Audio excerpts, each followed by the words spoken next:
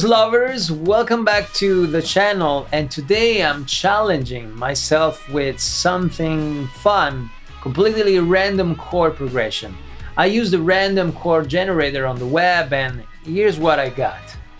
So here's the progression: D flat major 7, G flat 7, E flat major 7, C major 7, E F diminished, C 7, A 7 and E flat 7.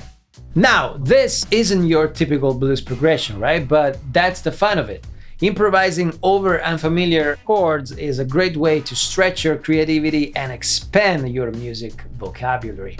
And by the end of this video, you'll have the tools to approach any chord progression with confidence. Let's dive in. So before we start soloing, let's break this progression down. The first thing to notice is that it's a mix of major 7 chords, dominant 7 chords, and even the half diminished chord. Each one has a unique character, so let's figure out how to approach them.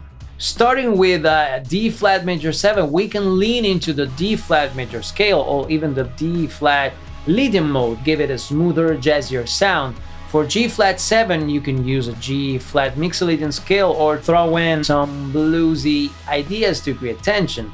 Moving to E flat 7, it's back to a major sound, this time in E flat. For the second line, E half diminished sets up a minor tonality, and the E Locrian scale is a good starting point, or you can use a C minor blues scale to connect it to the C7 that follows. Speaking of a C7, this dominant chord is a perfect place to unleash the C blues scale, and from there A7, E flat 7 both call for dominant ideas, so mixolydian and blues scales will work beautifully.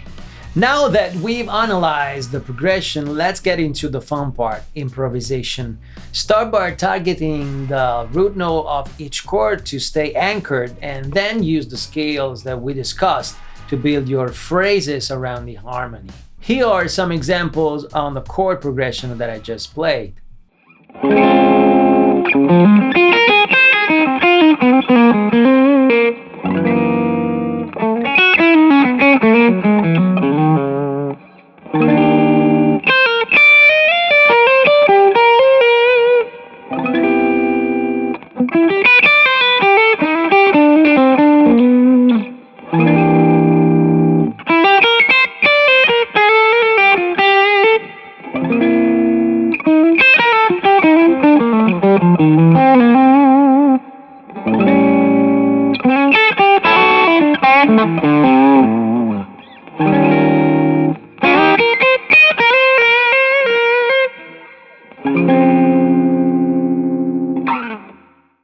Techniques like bending, sliding, and vibrato are essential for adding emotion.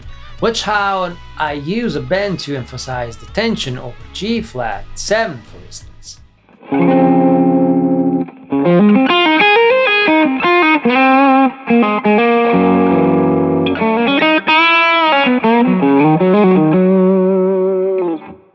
And don't forget about space. Leaving room between phrases lets the music breathe and makes your solos feel more intentional.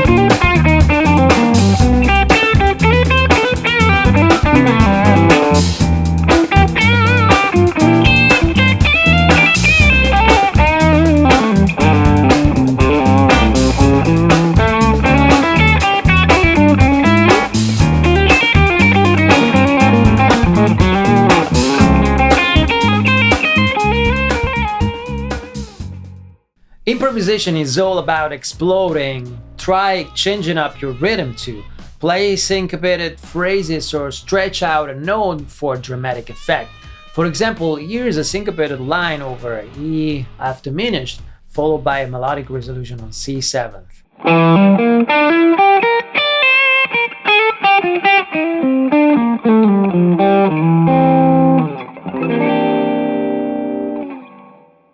Another way to stay inspired is to focus on transitions. How do you connect D flat major 7 to G flat 7 or E flat major 7 to C 7?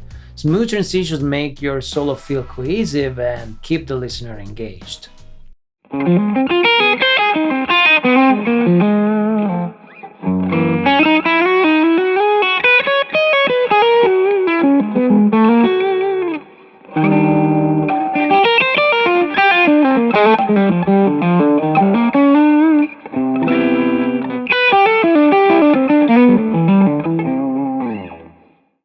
So how do you practice something like this? Start by looping the progression and focusing on one chord at a time. Play the root note and then explore the scale that fits that chord. And once you're comfortable, start connecting the chords with simple phrases. As you get more confident, experiment with combining different scales, adding embellishments, and reacting to the harmony in real time. The key is to practice regularly and have fun with it. Alright, that's how you tackle a random chord progression and create a blues solo that works. By analyzing the chords, choosing the right scales, and focusing on smooth transitions, you can turn any progression into an opportunity to express yourself. If you enjoyed this video, hit that like button and subscribe for more blues and improvisation tips. And if you want to dive deeper into mastering the fretboard and improvisation, check out my online academy, GUITARlab. Thanks for watching and keep those solos soulful.